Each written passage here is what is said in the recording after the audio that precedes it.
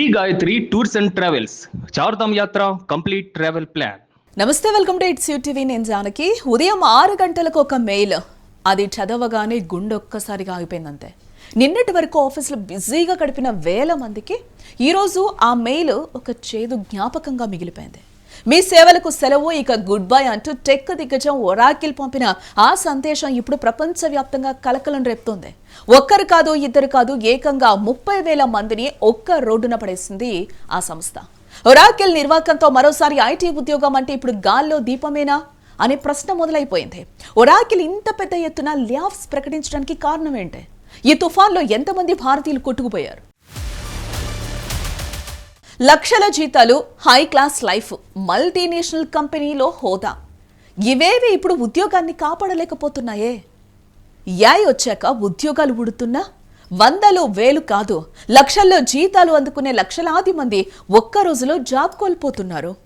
చిన్న చితిక కంపెనీలు కాదే, దేశంలో అగ్రగామిగా ఉన్న మల్టీనేషనల్ కంపెనీలు వేలలో ఉద్యోగులను తీసేస్తున్నాయి. తాజాగా ఒరాకిల్ కంపెనీ 30,000 మంది ఒకేసారి తొలగించి షాక్ ఇచ్చింది. ఏప్రిల్ 1 ఉదయం 6 గంటలకు మెయిల్ పెట్టేసింది. ఏకంగా ఆ కంపెనీలో 18% ఉద్యోగులు తగ్గించుకుంది. అమెరికా నుండి ఇండియా వరకు వేకువజామునే లేఆఫ్స్ ఈమెయిల్స్ కురిపించింది. ఇందులో 12,000 మంది భారతీయులే ఉన్నారు. ఎటువంటి ముందస్తు నోటీస్ లేదు, హెచ్ఆర్ నుండి కాల్ లేనే లేదు. మెయిల్ వచ్చిన కొద్ది నిమిషాల్లోనే కంపెనీ సిస్టమ్స్ యాక్సెస్ కూడా కట్ అయిపోయింది. ఏ కంపెనీ లేఆఫ్స్ ప్రకటించినా ఇప్పుడు వినిపిస్తున్న ఒకే ఒక పేరు ఏఐ. ఉద్యోగాలు తీసేయడానికి కంపెనీలు ఏ కారణం చెప్పినా దాని వెనక ఉన్న భూతం మాత్రం ఏఐయే కనిపిస్తోంది. ఆర్టిఫిషియల్ ఇంటెలిజెన్సే వేలాది ఉద్యోగాలకు ఎసరు పెడుతోంది. కంపెనీలు తమ ఖర్చులను తగ్గించుకోవడంతో పాటు ఏఐ టూల్స్ అందుబాటులోకి రావడంతో తక్కువ మందితో ఎక్కువ పనిని సాధించాలని లక్ష్యంగా పెట్టుకున్నాయి. ఒరాకిల్ కారణం కూడా ఇదే కావచ్చు.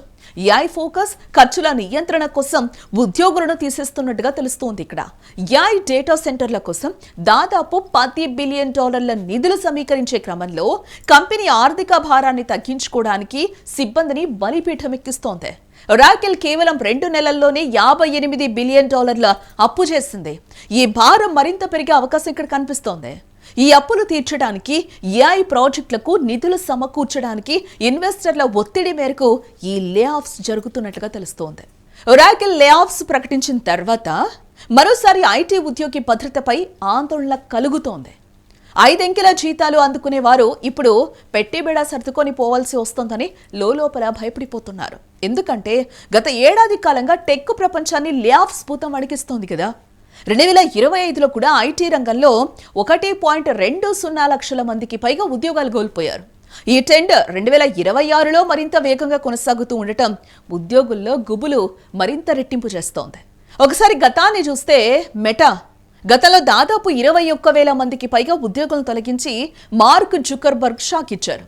అమెజాన్ తన క్లౌడ్ విభాగంతో పాటు పలు సెక్షన్లలో 27,000 మందిని ఇంటికి పంపింది. మైక్రోసాఫ్ట్ వివిధ దశల్లో దాదాపుగా 10,000 మందికి పైగా సిబ్బందిపై వేటేస్తుంది.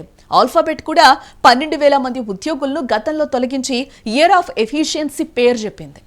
ఈ కోతలు గ్లోబల్ లెవెల్లో ఉన్న దెబ్బ మాత్రం మన భారతీయులకే గట్టిగా తగులుతోంది.